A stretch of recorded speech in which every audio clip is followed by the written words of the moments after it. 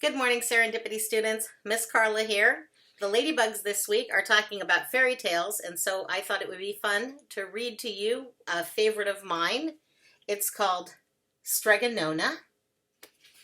It's an old tale retold and illustrated by Tomie de Paola. In a town in Calabria, a long time ago, there lived an old lady everyone called Strega Nona, which meant Grandma Witch. Although all the people in town talked about her in whispers, they all went to see her if they had troubles. Even the priest and the sisters of the convent went, because Strega Nona did have a magic touch.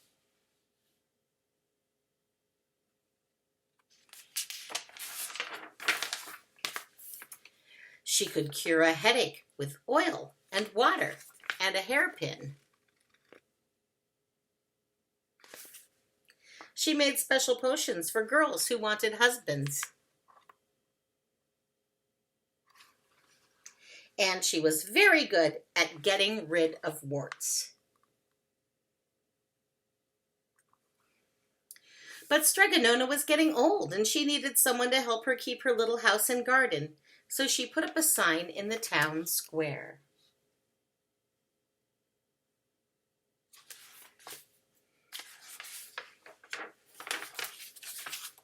And Big Anthony, who didn't pay attention, went to see her. "Anthony," said Strega Nona, "you must sweep the house and wash the dishes. You must weed the garden and pick the vegetables. You must feed the goat and milk her, and you must fetch the water. For this I will give you 3 coins and a place to sleep and food to eat." "Oh, grazie," said Big Anthony. "The one thing you must never do," said Strega Nona, "is touch the pasta pot. It is very valuable, and I don't let anyone touch it." "Oh, si, yes," said Big Anthony.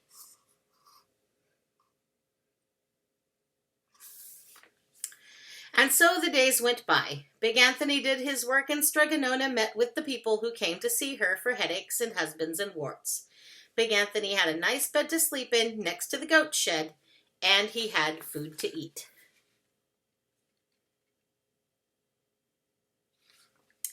One evening, when Big Anthony was milking the goat, he heard Strega Nona singing. Peeking in the window, he saw Strega Nona standing over the pasta pot.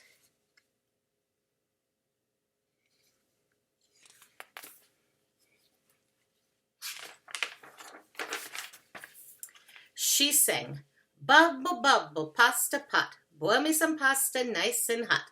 I'm hungry, it's time to sup, boil enough pasta to fill me up." And the pasta pot bubbled and boiled and was suddenly filled with steaming hot pasta. Then Strega Nona sang, "Enough, enough, pasta pot, I have my pasta nice and hot. So simmer down my pot of clay until I'm hungry another day." "How wonderful," said Big Anthony. "That's a magic pot for sure." And Strega Nona called Big Anthony in for supper. But too bad for Big Anthony, because he didn't see Strega Nona blow 3 kisses to the magic pasta pot.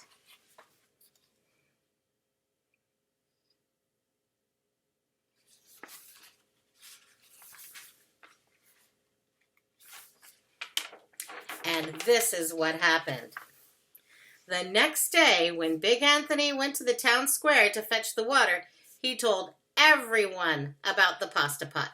And naturally, everyone laughed at him because it sounded so silly, a pot that cooked all by itself. "You'd better go and confess to the priest, Big Anthony," they said. "Such a lie." And Big Anthony was angry, and he wasn't a very good thing to be. "I'll show them," he said to himself. "Someday I will get the pasta pot and make it cook. Then they'll be sorry."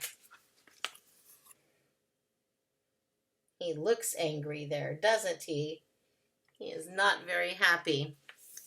That day came sooner than even Big Anthony would have thought, because 2 days later Strega Nona said to Big Anthony, "Anthony, I must go over the mountain to the next town to see my friend Strega Amelia.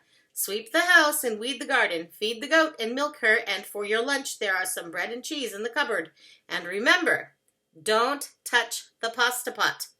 "Oh, yes, yes, Strega Nona," said Big Anthony, but inside he was thinking, "My chance has come."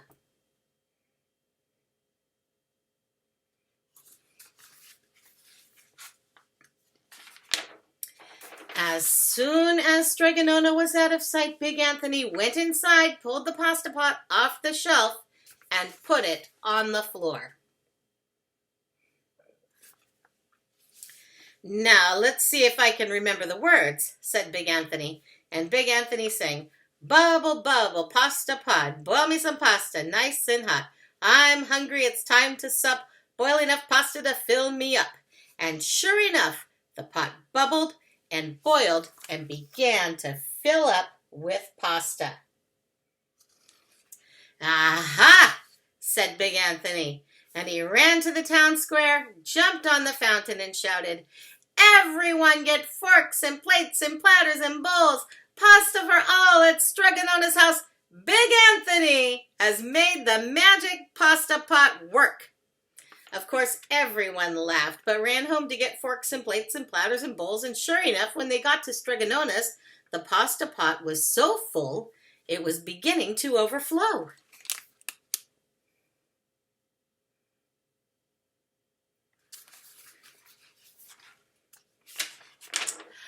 Big Anthony was a hero. He scooped out pasta and filled the plates and platters and bowls. There was more than enough for all the townspeople, including the priest and the sisters from the convent, and some people came back for 2 and 3 helpings, but the pot was never empty.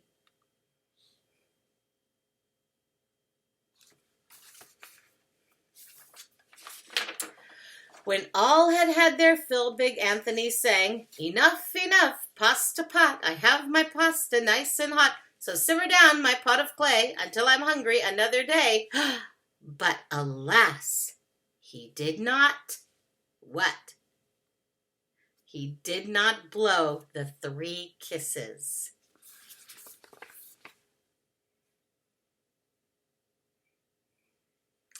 He went outside, and to the applause of the crowd, Big Anthony took a bow. He was so busy listening to compliments from everyone that he didn't notice the pasta pot was still bubbling and boiling until a sister from the convent said, "Oh, Big Anthony, look!"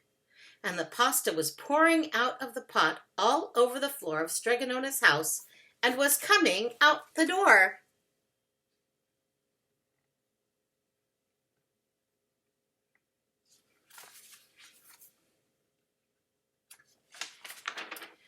Big Anthony rushed in and shouted the magic words again, but the pot kept bubbling.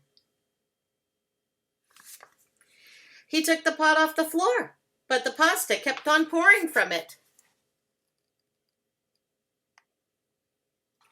Big Anthony grabbed a cover and put it on the pot and sat on it.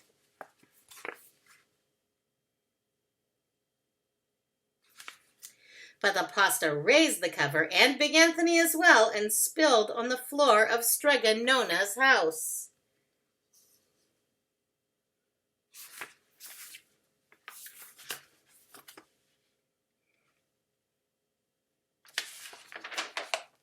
"Stop!" yelled Big Anthony. But the pasta did not stop, and if someone hadn't grabbed poor Big Anthony, the pasta would have covered him up. The pasta had all but filled the little house. Out of the windows and through the doors came the pasta, and the pot kept right on bubbling. That bunny found a spot to sit, up on the roof. The townspeople began to worry. "Do something, Big Anthony," they shouted. Big Anthony sang the magic song again, but without the 3 kisses, it did no good. By this time, the pasta was on its way down the road, and all the people were running to keep ahead of it.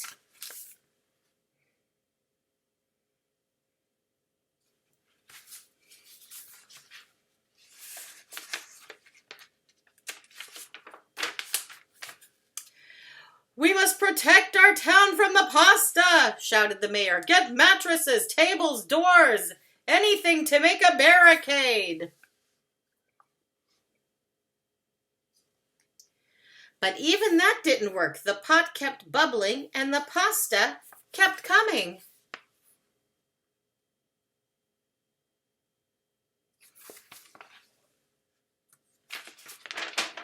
We are lost, said the people. And the priest and the sisters of the convent were so worried. The pasta will cover our town, they cried. And it certainly would have, had Strega Nona not come down the road home from her visit. She didn't have to look twice to know what happened. Did she see all that pasta coming into the town? Uh-oh. She sang the magic song and blew the 3 kisses. And with a sputter, the pot stopped boiling and the pasta came to a halt.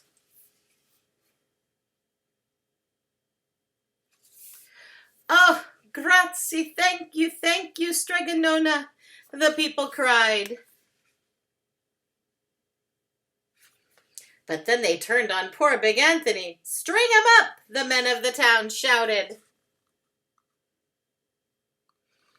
Oh, is Big Anthony in trouble?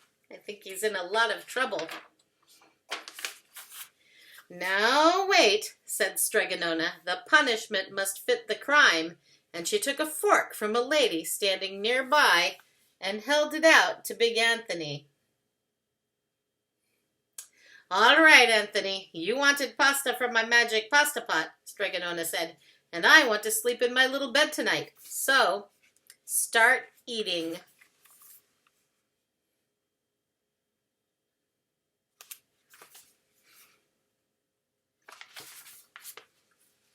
He doesn't look very happy about that, does he? And he did. Poor Big Anthony.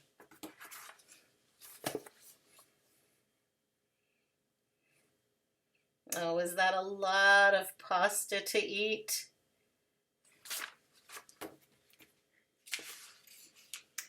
The end. And there is Strega Nona asleep in her little bed. And there's Big Anthony. Looks like he's eaten a lot of pasta. The little bunny and the peacock. I hope you enjoyed this little fairy tale here. And I hope you have a wonderful day. And I will see you tomorrow. Bye-bye.